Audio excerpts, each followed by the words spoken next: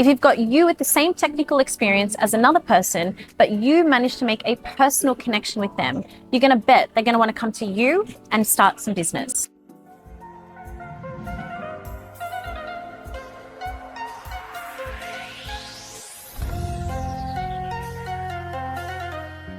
When it comes to business, people will prioritize business. However, relationships is one of the most underrated and untapped parts of business that can actually bring you much more success. Today, people want to know who is the person behind the brand? Who is that CEO? Who is that director? Who is even that head of technology?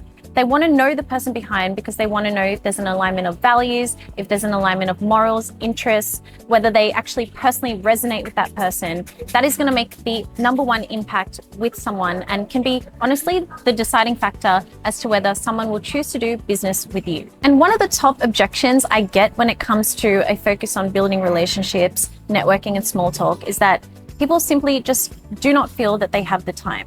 They think, I don't have time to go after work to that networking event.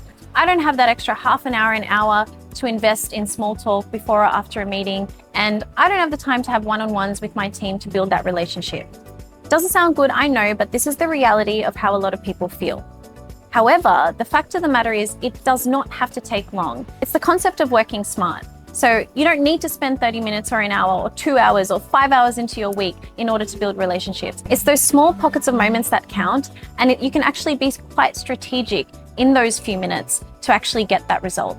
What I'm talking about is that 2 minutes before a meeting starts, that 5 minutes after the meeting ends, where you actually engage with a person and you don't even have to engage in that dreaded, awkward, cringy small talk. You can actually ask something that you're interested in. Make it authentic, make it real, make an impact, find an area of commonality that both resonates with the two of you. And believe me, that is what's going to make you memorable in the long run.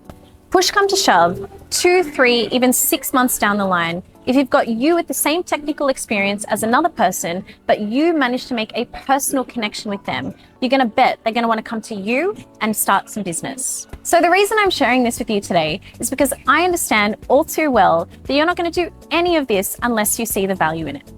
But the next time you want to engage straight into business, I encourage you to conduct a little experiment. Just spend that extra little 2 minutes to engage in conversation with someone, make that personal, meaningful connection and see where it takes you. Let me know how you go in the comments.